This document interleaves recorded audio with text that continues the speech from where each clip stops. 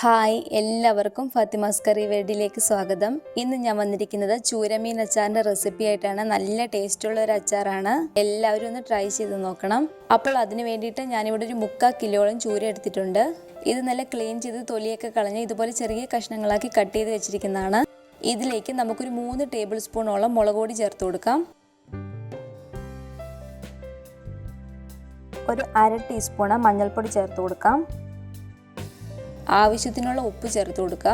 ഇപ്പം നമ്മളൊരു സ്വല്പം ഉപ്പിട്ട് കൊടുത്താൽ മതിയായിരിക്കും. ഇതിന് ശേഷം നമ്മൾ അച്ചാറിൽ ഉപ്പിട്ട് കൊടുക്കുന്നതാണ്. അപ്പോൾ ഇവ നന്നായിട്ട് നമുക്കൊന്ന് മിക്സ് ചെയ്തെടുക്കാം. അപ്പോൾ ഇവ ഞാൻ നന്നായിട്ട് മിക്സ് ചെയ്തെടുത്തിട്ടുണ്ട്. ഇത് നമുക്കൊരു 10 മിനിറ്റ് നേരത്തേക്ക് മാറ്റി വയ്ക്കാം. ഇനി ഇതിലേക്ക് ഞാൻ ഇതുപോലെ 3 വലിയ വെളുത്തുള്ളി എടുത്തിട്ടുണ്ട്. ഇതുപോലെ 2 പച്ചമുളകും ഈ വലിപ്പമുള്ള 2 ഇഞ്ചിയും എടുത്തിട്ടുണ്ട്. നമുക്ക് ഈ വെളുത്തുള്ളിയുടെ തൊലിയൊക്കെ കളഞ്ഞ് ഇതൊരു 3ആയിട്ട് കീറിയെടുക്കാം. ഈ ഇഞ്ചിയും പച്ചമുളകും അതുപോലെ തന്നെ ചെറുതായിട്ട് ഒന്ന് കട്ട് ചെയ്തെടുക്കാം. അപ്പോൾ ഞാനിവിടെ ഇഞ്ചിയും വെളുത്തുള്ളിയും പച്ചമുളകും എല്ലാം ഇതുപോലെ ചെറുതായിട്ട് കട്ട് ചെയ്തെടുത്തിട്ടുണ്ട്.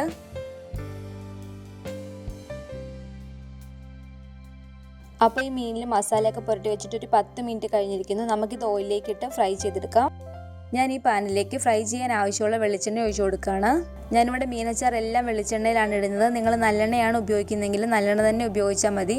വെളിച്ചെണ്ണയിൽ നമ്മൾ ഉണ്ടാക്കിയാലാണ് കൂടുതൽ ടേസ്റ്റ് കിട്ടുക. പിന്നെ വെളിച്ചെണ്ണയിൽ ഈ മീനച്ചാർ ഇട്ടിരുന്നാൽ പെട്ടെന്നൊന്നും അങ്ങനെ കനച്ചൊന്നും പോകത്തില്ല. ഫ്രിഡ്ജിനകത്ത് വെച്ചിരുന്നാൽ മതി. നമ്മൾ കുറച്ച് മീനൊക്കെ അച്ചാറിടുമ്പോൾ ഇതുപോലെ വെളിച്ചെണ്ണയിൽ ഇടുന്നതായിരിക്കും കുറച്ചും കൂടെ ടേസ്റ്റ് കിട്ടുക.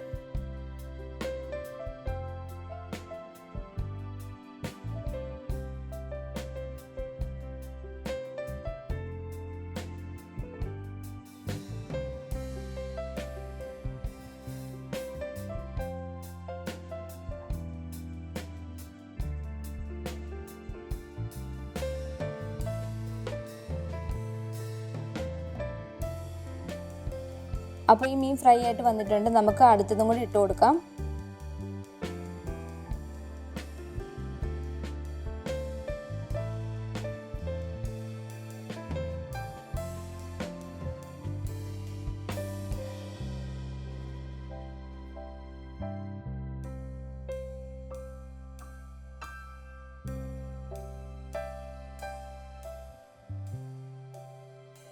അപ്പോൾ നമ്മുടെ മീനെല്ലാം ഞാൻ ഫ്രൈ ചെയ്ത് എടുത്തിട്ടുണ്ട്.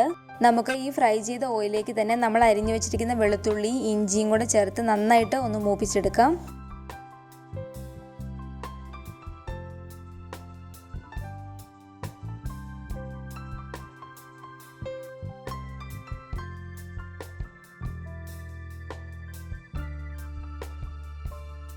ഇതിലൊരു സ്വല്പം ഓയിലിൻ്റെ കുറവും കൂടെ ഉണ്ട്. നമുക്ക് കുറച്ചും കൂടെ വെളിച്ചെണ്ണ ഒഴിച്ചു കൊടുക്കാം.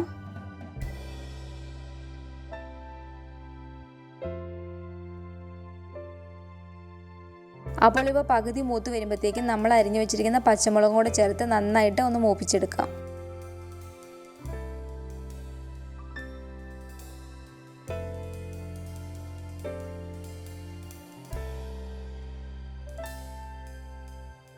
അപ്പോൾ ഇവ ഏകദേശം മൂത്ത് വന്നിട്ടുണ്ട്. ഇതിലേക്ക് നമുക്കൊരു 3 തണ്ട് കറിവേപ്പിലയും കൂടെ ചേർത്ത് നന്നായിട്ട് ഒന്ന് ഇളക്കിയെടുക്കാം.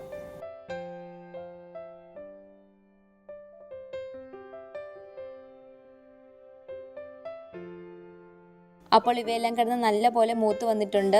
നമുക്ക് ഫ്ലെയിം ഓഫ് ചെയ്തതിന് ശേഷം ഫ്രൈ ചെയ്ത് വെച്ചിരിക്കുന്ന മീനിലേക്ക് ഇട്ട് കൊടുക്കാം.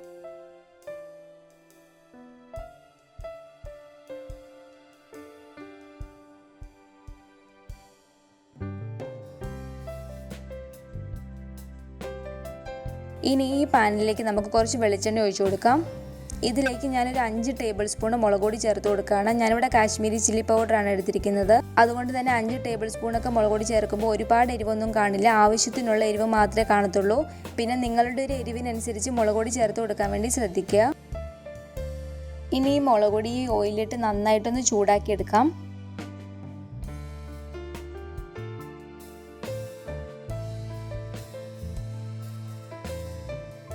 അപ്പോൾ ഈ മുളക് പൊടി നല്ല ചൂടായിട്ട് വന്നിട്ടുണ്ട്. നമുക്ക് ഫ്ലെയിം ഓഫ് ചെയ്യാം. അപ്പോൾ ഈ ചൂടാക്കിയ മുളക് പൊടി നമുക്കിതിലേക്ക് ഇട്ട് കൊടുക്കാം.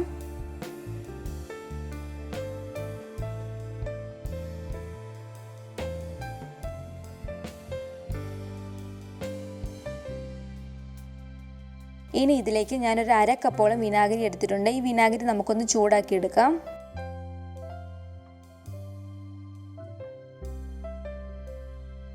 അപ്പോൾ ഈ വിനാഗിരിയും ചൂടായിട്ട് വന്നിട്ടുണ്ട്. നമുക്ക് ഫ്ലെയിം ഓഫ് ചെയ്യാം. ഇനി മീനിലേക്ക് ഇത് ഒഴിച്ചു കൊടുക്കാം.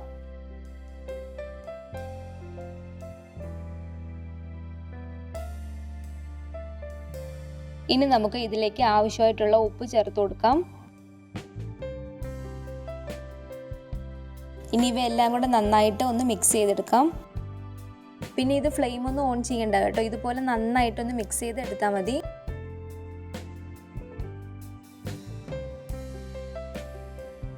ഇതിലേക്ക് കുറച്ച് വെളിച്ചെണ്ണയും കൂടി ഒഴിച്ച് ഒന്നും കൂടെ മിക്സ് ചെയ്തെടുക്കുകയാണ്.